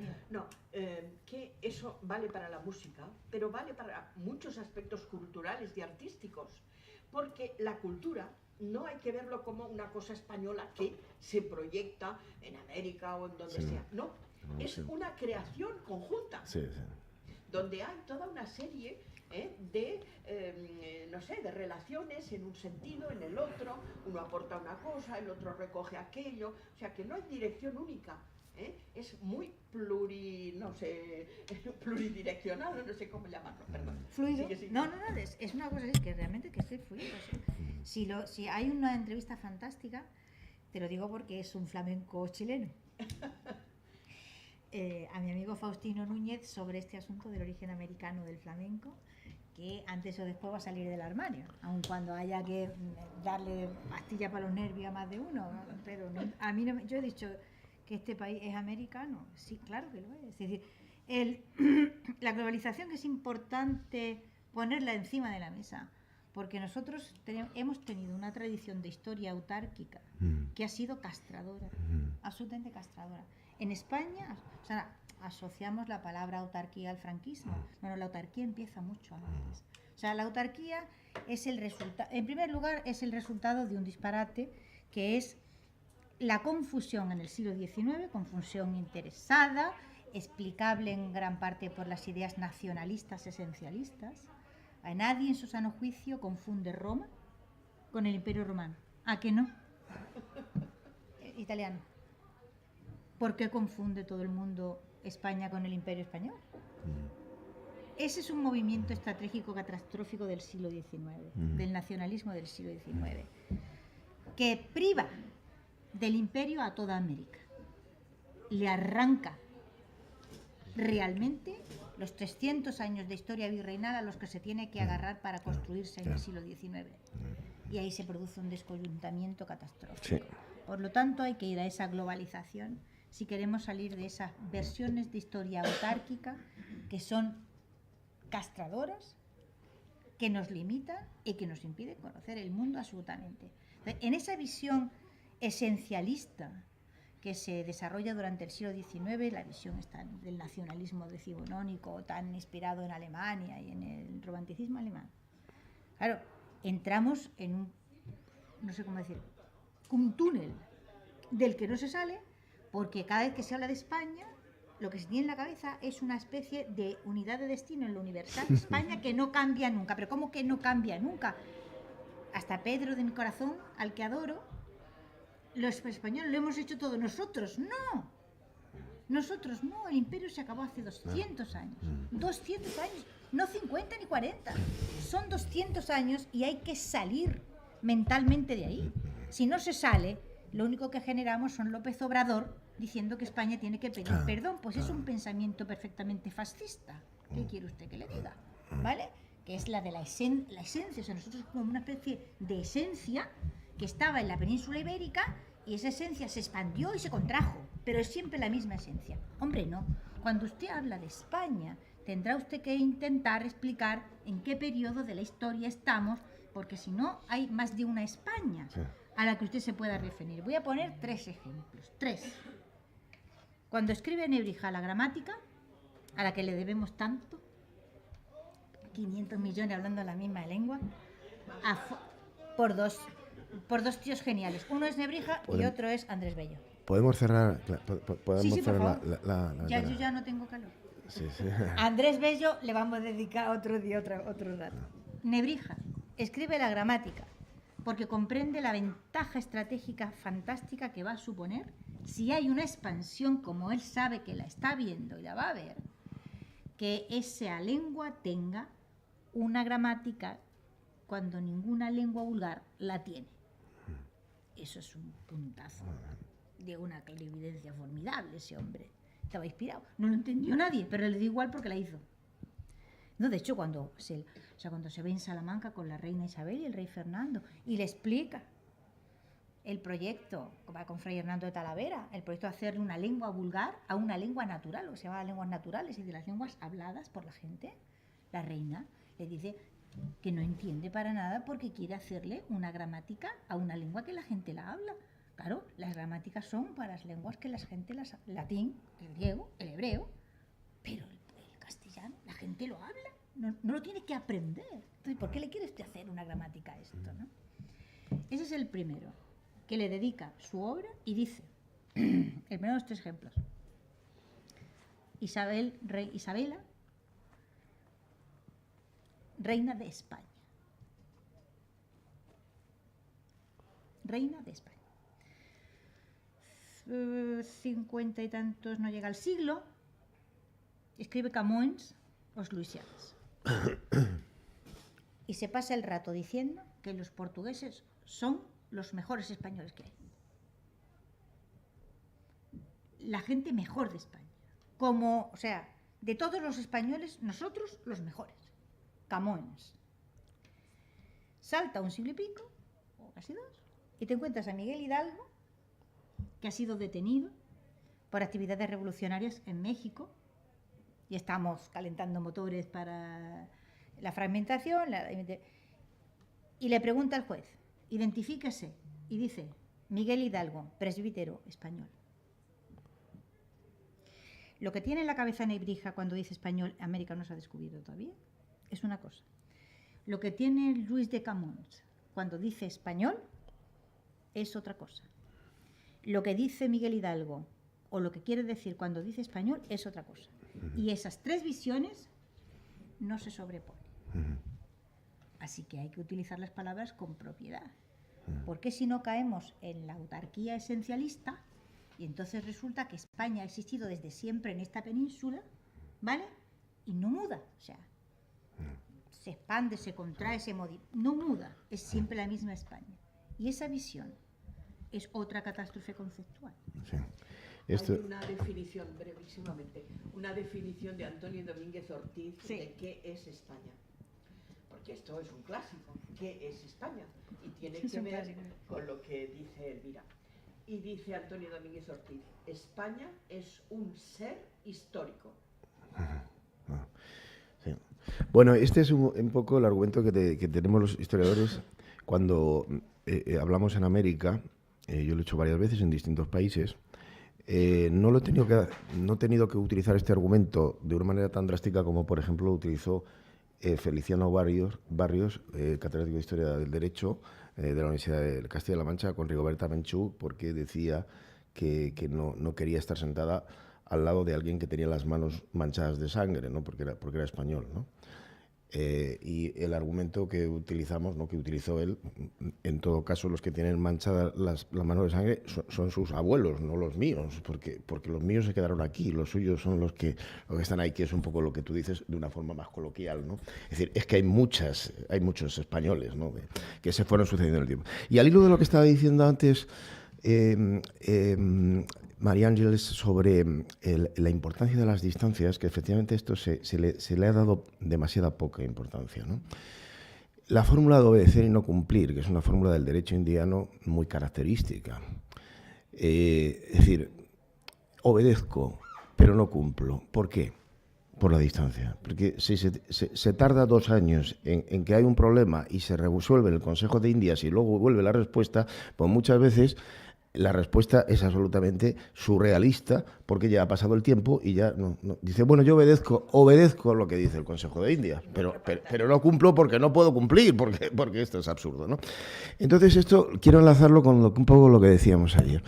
De los excesos que tiene la utilización de los esquemas mentales del presente para, más que comprender, enjuiciar el pasado, hay uno que no se está diciendo y que es muy importante y que tiene un valor historiográfico muy grande, que es la consideración de que, y esto está relacionado también con lo que dice Elvira, de que el Estado es el mismo del siglo XVI, lo que es el concepto del Estado y la articulación del Estado en el siglo XVI con el siglo XVIII o con el siglo XXI. Es decir, la forma de expresar el control del Estado y la administración y la articulación del territorio, de acuerdo con unas normas y con un derecho, etcétera, es muy, muy diferente. Yo confieso que es una de las cosas que yo he hecho más de menos en el documental, porque hay unos actores que no aparecen, porque son fundamentales, que son los que están allí por algo. Es cierto que hay un interés misionero, es cierto que hay una política de la monarquía de exploración que es absolutamente increíble, nada parecido a lo que hicieron los ingleses, que fue muchísimo más pobre, pero hay, por ejemplo, el tema de la encomienda que apenas sale, por no decir que no sale, y la encomienda debe salir, lo mismo que la mita, esto debe salir, y no está. Y los actores de las presiones locales, de los que están allí por algo, es decir, para hacerme rico. Yo me he arriesgado a atravesar el Atlántico con un 10% de porcentaje de morir en el viaje y he dejado todo para venir aquí con un determinado sueño y yo no voy a trabajar la tierra, como decía Colón al principio, porque para eso me quedo en Andalucía o me quedo en Extremadura para trabajar la tierra. Yo quiero ser dueño de la tierra y más que dueño de la tierra, señor. Esto tiene razón Elio. Entonces, el sueño español es ser señor. Y de los ingleses era ser pobre, ¿no? Señor, Todos, señor. en todas No. Elvira. Esto, vamos a ver. Esto no quiere decir, que mira, es que fíjate porque yo ayer hablé del Imperio Inglés y lo primero que dije también fue el interés de los ingleses por hacerse ricos. O sea, y los romanos. Pero todos, y los españoles también, claro. Cuidado. Entonces, cuando por ejemplo las leyes nuevas de 1542, la monarquía lleva a cabo una política absolutamente paternalista y de consideración de que son súbditos de la monarquía como si fueran de Valladolid, esto es evidente, esto es así y esto está escrito y ahí tenemos las fuentes y son absolutamente envidiables, porque no hay ningún país del mundo colonizador, imperialista, que haya hecho esto. Eso es evidente y esto está ahí, está escrito. Sí. Y esto está escrito. Bueno. Los romanos sí. Bueno, me refiero a país del mundo que exista hoy. El caso es que eso no se puede llevar a la práctica. Eso no se puede llevar a la práctica. ¿Por qué? Por los actores que no aparecen en el documental, que son los que están allí, que son las élites de poder que están allí y que lo que quieren es aprovechar al máximo su estancia allí. Y entonces ahí están, por ejemplo, las guerras civiles del Perú, ahí está, por ejemplo, las sublevaciones contra la ley. Como decía Tirso de Molina en su trilogía Amazonas en las Indias, decía, ¿cómo que a mí no me dan repartimiento de indígenas? No, yo lo quiero, además lo quiero de por vida y además lo quiero que yo lo pueda transmitir a mis herederos. Si no, ¿para qué estoy aquí? O sea, que nosotros somos los que nos estamos arriesgando. Venimos aquí, conquistamos, venimos aquí, estamos aquí sobre el tema y resulta que es que yo, pues nada, no saco tajada de esto. No puede ser, ¿no? Y ahí está el que las leyes nuevas se echan para atrás. No del todo, pero se echan para atrás las leyes. Una política bien intencionada, pero ¿dónde está la clave de todo esto? En que el Estado de 1542 no es el Estado de 2021. Y lo que no podemos hacer es que considerar e intentar comprender la mecánica de poder y de economía que había en América, partiendo de la base de que el Estado tiene los mismos medios de presión y de control que tiene en estos momentos. No puede ser. Es decir, la monarquía tenía sus intenciones, ahí están muy bien intencionadas, que son un ejemplo, pero luego está la realidad del poder, de esos tres vértices, por ejemplo, de la encomienda, que es un sistema de explotación clarísimo, en el que los indígenas, los encomenderos y la corona. Y entre esos tres vértices, los indígenas, la corona y los encomenderos, al final los que ganan son los encomenderos. La corona no consigue hacer lo que quiere, ¿eh? Un estado de Indias feliz, una nueva oportunidad, pues tampoco se habla, por ejemplo, de cómo se da por parte de la monarquía española participación política al elemento popular, los cabildos abiertos, que ya en la Edad Media, al final de la Edad Media, no existen en España, los cabildos abiertos nada más que de forma simbólica, y sin embargo en América se quiere hacer. ¿Para qué? Para limitar el poder de los encomenderos, pero no lo consigue de ninguna manera. Entonces, esta es la triste realidad. La monarquía legisla muy bien intencionadamente, pero no puede hacer cumplir sus deseos, ¿no? Y yo creo que ese es uno de los grandes problemas. Entonces, ese tercer actor de los grupos de presión locales es el que a mí me falta. No sé si estáis de acuerdo. A ver, la triste realidad es que las leyes no se han obedecido nunca en ningún sitio. Es horroroso, pero es así. Por eso hay la policía en todas partes y hay cárceles en todas partes. Es decir, el argumento ese a mí me hace una gracia enorme. Es que sí, había unas leyes estupendas, pero no se obedecían ni aquí ni en Dinamarca. Nunca se obedecieron las leyes. Yo no conozco ningún sitio que haya sobrevivido sin policías y sin cárceles y sin sistema de represión. Si alguien lo ha conocido, pues que me lo explique. Pero yo no he conocido ninguno. Esa es, digamos, esa idea de que si el imperio no era el Edén, si no era el paraíso terrenal, entonces es moralmente condenable. ¿Por qué? Es decir, toda expansión es una conquista y no existe. Usted coge la bola del mundo, la coge, le da una vuelta y pone el dedo así. Y entonces lo que se encuentra que es cualquier territorio del mundo en el que ha habido 1, 2, 17 conquistas, una detrás de otra. Entonces, esta conquista, ¿qué es lo que tiene de especial? Que cuando uno la afronta, lo primero que tiene que hacer es un juicio moral de ella. Claro que es una conquista. La gente no conquista repartiendo caramelos, conquista conquistando. Porque hacían los romanos. Conquistaban con sus legiones, claro, que conquistaban. Pero de 50 años después de haber llegado esos romanos con sus legiones, ¿usted qué se encontraba? Porque yo no quiero vivir en Numancia, ya lo he dicho más de una vez, que yo me quiero ir a una ciudad romana con las calles empedradas. Que yo quiero calles empedradas. Que yo quiero un juez. Que yo quiero agua corriente. Que yo quiero un acueducto. Y que yo quiero, ¿vale?, que cuando haya un problemón aparezca por allí un romano con una legión y lo arregle. Lo siento.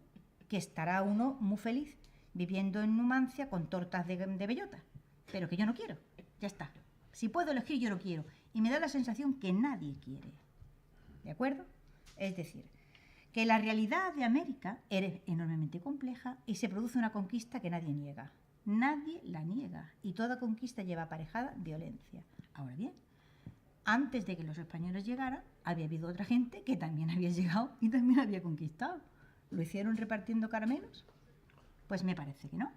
Entonces, si aplicamos la regla del juicio moral, la aplicamos a todo el mundo. Y siempre. ¿O no la aplicamos? Yo creo que esto es justo, ¿no? Si vamos a hacer un juicio moral de toda expansión y toda conquista, entonces agarramos la historia del mundo y empezamos a hacer juicios, pero desde el principio. Lo que no tiene justificación de ninguna clase es que cada vez, esto es la fijación, o sea, la fijación temática. Uno de los fenómenos más fascinantes de la autarquía es la fijación temática en dos ejes: conquista e inquisición.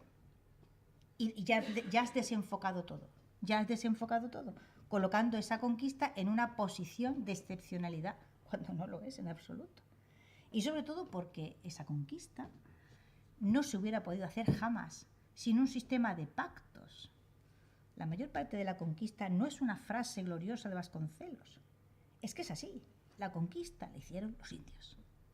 Porque los españoles eran 4,5.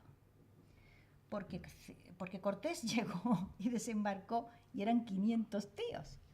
Así que esto hay que explicarlo de otra manera, salvo que todos tuvieran cualidades sobrenaturales y fueran Rambo multiplicado por 25. No. 50.000 totonacas, ¿vale? 80.000 tlaxcaltecas. Gente que se sentía protagonista de esa conquista porque ellos habían derrotado a sus enemigos. Es decir, América no era un Edén. América estaba llena de poderes que contendían entre sí y discutían y peleaban y guerreaban. Y los españoles se posicionaron en ese tablero enormemente conflictivo, generando alianzas de unos con otros. Y así, evidentemente, consiguieron más poder. Pues claro que sí. Es que eran muy pocos. ¿Os acordáis que hemos dicho? Es que siempre fueron muy pocos. Si tú no tienes en cuenta a los indios, por eso la gran alianza fue siempre la de la corona con las posiciones indígenas. Y por eso esas élites criollas estuvieron siempre un poco de costado con respecto a lo que había sido. Por ejemplo, Humboldt lo cuenta muy bien, y es una cosa que lo deja desconcertado, la enorme cantidad de caciques ricos, o sea, de indios riquísimos que hay en América, cosa que no lo comprende, porque, claro, todas esas poblaciones indígenas que se habían aliado con la corona, y que habían obtenido beneficios y que habían mejorado normalmente porque se habían liberado de tiranías que eran muchísimo más duras de soportar que la española. No tenían ningún interés en que aquel estado de cosas cambiara o variara. Se esperaban lo peor, y es que lo peor se produjo. Es decir, lo que hemos visto de Sarmiento ahí, el exterminio, se produjo en muchas repúblicas, donde es doloroso y penoso contar que las cabelleras de indios, o sea, lo de cortar cabelleras, no es un invento para nada de los indios, es un invento de los blancos, que los indios copiaron. ¿Por qué? Pues porque les daban dinero por cabellera que llevaban. Y fue una cosa, pues, de puro sentido práctico. O sea, ¿cómo demuestras tú que has matado a 18? Pues porque si llevas 18 cabezas, es muy pesado. Pues si llevas 18 cabelleras y pesa poco. Bueno, los Estados Unidos de América, en Massachusetts, en California, pagaban. Esto está en los anuncios de los periódicos. Vamos a ver, que esto no es una realidad que uno pueda ocultamente sospechar que tal. No, no, no. Estos son periódicos de California. ¿Vale? A tanto la cabellera de macho, a tanto la cabellera de hembra y a tanto la cabellera de niño. El Estado mexicano también pagó por cabelleras. Porque el gran cambio que se produjo en el siglo XIX es que el racismo se ha consolidado como pensamiento científico. Es así. No existía el racismo como pensamiento científico en el 1500. No existía. Es que no existía. Pero hay un momento en el que, digamos, con la visión perdida hacia adelante, perdida hacia atrás y mirando hacia adelante, el poder emergente, que es anglosajón, no admite mestizaje. No lo admite, porque considera que se degrada racialmente, acorde con las ideas científicas de su momento. Y entonces, ¿qué hacemos ahora nosotros con esa Hispanoamérica mestiza, llenas de indios por todas partes, que no hay manera de tapar eso? ¿Qué hacemos con ellos? Pues ahí se generan una serie de problemas en el siglo XIX que han sido convenientemente y educadamente puestos debajo de la mesa, porque no nos gusta mucho contar esta historia, pero esa es la verdad. Esa es la verdad. Lo que cuenta ahí Martín Ríos sobre el conflicto en Chiapas, ¿no? Cuando aparece tal y los indios lo que quieren. ¿Qué es lo que quieren los indios? Pues que volver a sus leyes, porque las tuvieron. Leyes que les permitían controlar su territorio, que le permitían enajenar la propiedad, que le permitían tener sus cabildos con los que se organizaban. Y las perdieron. ¿Y cuándo las perdieron? Pues las perdieron después de la independencia y quedaron. Lo doloroso de todo esto es que a siglo XXI esa gente los siguen sacando de romería cada vez que conviene por alguna cuestión política, pero no hacen escuelas, ni mejoran las vías de comunicación en las regiones que tienen mayorías de poder. Nada. Esa es la cuestión dolorosa de todo esto. La enorme cuestión dolorosa de todo esto es que la enorme demagogia que supone la utilización de esas poblaciones mucho más marginadas ahora que hace unos siglos, en un sistema de aculturación brutal, pues están completamente aculturizados en el sentido de que ya no, evidentemente ellos no van a poder regresar al mundo prehispánico, pero tampoco pueden regresar al periodo virreinal en el que estaban medianamente acomodados, llevan 2 siglos dando vuelta por la historia sin saber dónde se ponen. Es puñetero, ¿eh? Sí, Yo querría, sí, teníamos que... brevemente, sí, no, tenemos Por que cierto, la terminar... mitad es prehispánica, ¿eh? ¿Perdón? La mitad es prehispánica. Ya. Hombre, ya lo sé, ya lo sé, pero lo que hacen los españoles es tomarla para sus propios intereses. Pues ¿eh? claro. O sea, es evidente. Pero no deja de ser un sistema de explotación. Escucha, yo no hago ningún juicio moral, sino que es la realidad histórica, es un sistema de explotación. Además, La mitad es un terrible sistema de porque pagar aliena impuestos. a los indígenas porque les hace, además... Con trabajo. Claro, Los chinos que es- también lo tenían cuando, Hombre, y antes de la existía en moneda. España en la época medieval. También existía. Bueno, mira, ahora van a venir los geógrafos. Pues en general, delata. Sí. Están llegando. Entonces, tiene la palabra ahora María Ángeles Pérez Samper. Luego quisiera, si alguien quiere intervenir de una forma ya corta y ya cerramos Yo, porque... brevemente, se podrían hablar 1000 cosas, esto último es apasionante, pero querría simplemente destacar 2 cosas que a mí también siempre me han parecido muy interesantes. Una es China, esto ya se ha dicho, Sí, esto me y interesa Elvira mucho, lo ha sí. explicado muy bien, pero claro, es que esto es de rabiosa actualidad. Sí, Y entonces, hoy día que hay tanta preocupación, esto me gusta bueno, mucho. ¿qué pasa aquí con China? Esto que ¿Cuál has es la dicho. relación entre el imperio existente, Estados Unidos, y el imperio emergente, que no es Rusia, Escribe un libro claro, sobre eso. ni es la India, a pesar de que ha dado un salto Escribe sobre eso. Viene a inmenso, escribir. es China. Sí, no, te voy a citar. Pues claro, aquí merece mucho la pena tenerlo en cuenta, pues se puede aprender mucho de esa situación, ¿no? Y, en fin, es uno de los elementos que además a la gente, me consta, le llama más la atención. Porque, bueno, porque se ignora completamente, y bueno, es el otro lado del mundo. Y luego una cosa que quería decir que me ha servido muchísimo, precisamente la sesión de hoy, cuando Elvira pues ha explicado qué es lo que a ella le hubiera gustado. Sí. A mí me sorprendió un poco cuando vi la película, bueno, el documental, que desde mi punto de vista le faltaba, como si dijéramos, estructura. Porque había cosas... Pero lo ha explicado ya ahora. Que sí. Claro. Y me ha servido mucho, y eso es lo que quería decir, que vale la pena hacer sesiones como esas, claro, porque claro. lo entiendes mejor. Claro, claro. Porque hay momentos, lo habréis visto, acabáis de verlo, que parece esto, ¿no? Que bueno, que va, en fin, haciendo unos meandros por diferentes temas. Ahora, ¿esto a qué responde? Pues algo que tiene mucho que ver con la nueva tecnología, internet, etcétera.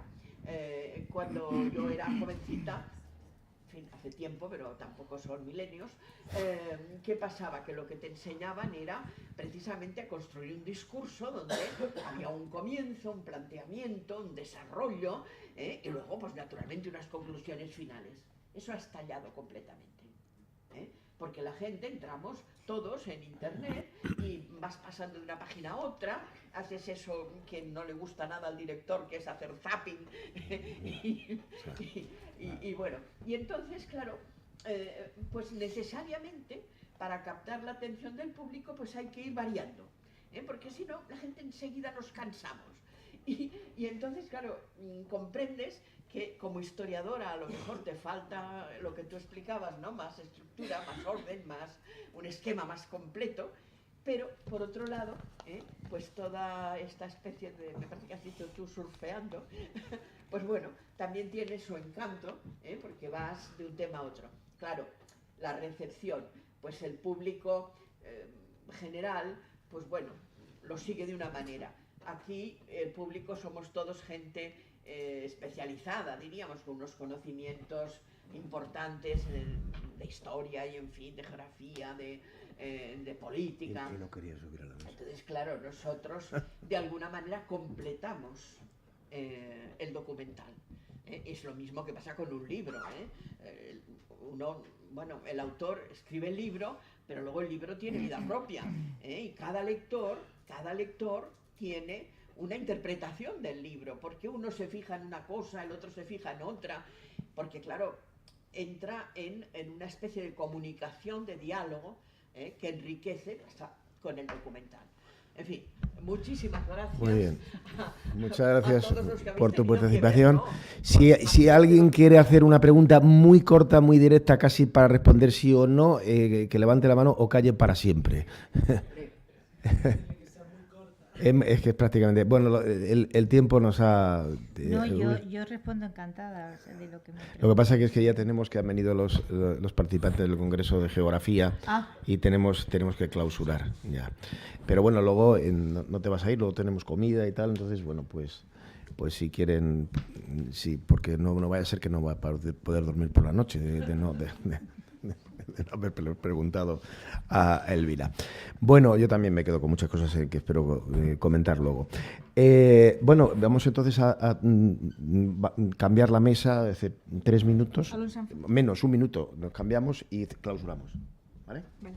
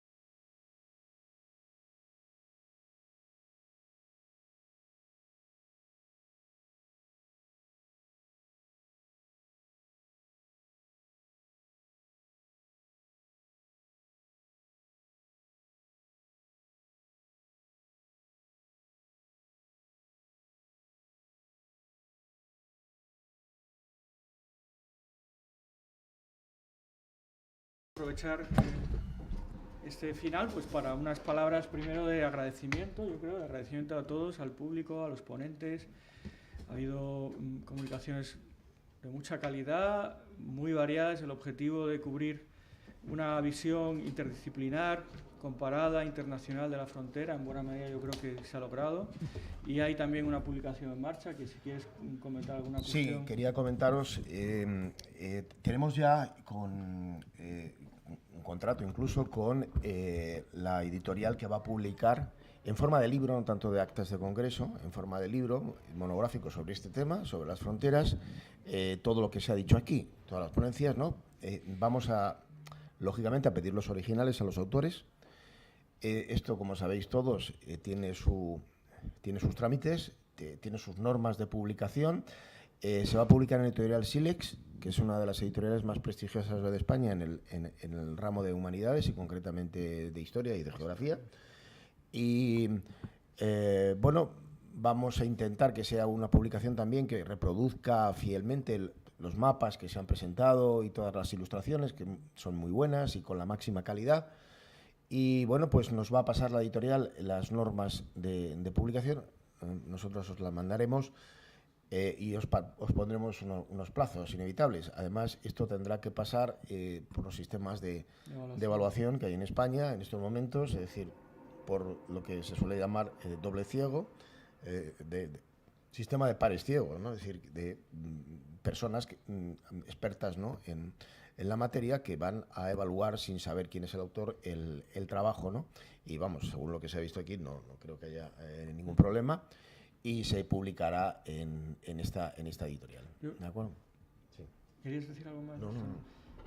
¿Me permites no quería dejar de agradecer de manera muy particular, porque el primer día hablamos de las entidades, pero sí que quería, de manera expresa, ¿no?, agradecer al Comité de Organización Local, a todas las personas del Comité de Organización Local. Ya se dijo en su momento la importancia del trabajo que ha realizado nuestro colega Michele Kurmis, como secretario académico del Congreso. Yo quiero también aquí agradecerlo públicamente, lo mismo que dentro de los miembros del Comité de Organización Local, el papel también que ha desempeñado Cristina Santos como secretaria técnica, y que te agradecemos pues también de manera muy honesta, ¿no?, muy sincera. No sé, Michele, si quieres comentar alguna cuestión práctica, ¿no? Sí, yo también en primer lugar me sumo a los agradecimientos para todas las entidades, los ponentes, los asistentes que nos han acompañado durante estos días. Una indicación muy práctica con respecto a los certificados. Tenemos las hojas de firmas de asistencia, así que en la base de estos datos iremos redactando los certificados, que serán digitales, tendrán las firmas del comité científico organizador, por supuesto, y que se enviarán directamente por correo electrónico. Por el contrario, quienes hayan solicitado el reconocimiento de un crédito, creo que van a recibir desde el el Vicerrectorado de Estudios una relativa comunicación por correo electrónico. Y nada más. Muchísimas gracias. Bueno, quisiera agradecer también con nombres, no solo a las instituciones, ¿no?, a la universidad, a la facultad y al departamento que han colaborado, al proyecto de geografía, que ha colaborado también muy generosamente con la realización de este congreso, y a Álvaro, Mónica, Ana, Gadea, Luigi, y bueno, por supuesto también Paloma, por supuesto Cristina, que ya se ha mencionado, ¿no? Es decir, muchísimas gracias por todo, por hacer esto posible, ¿no? Muy bien, pues muchas gracias a todos y bueno, hasta la siguiente. Hasta la próxima.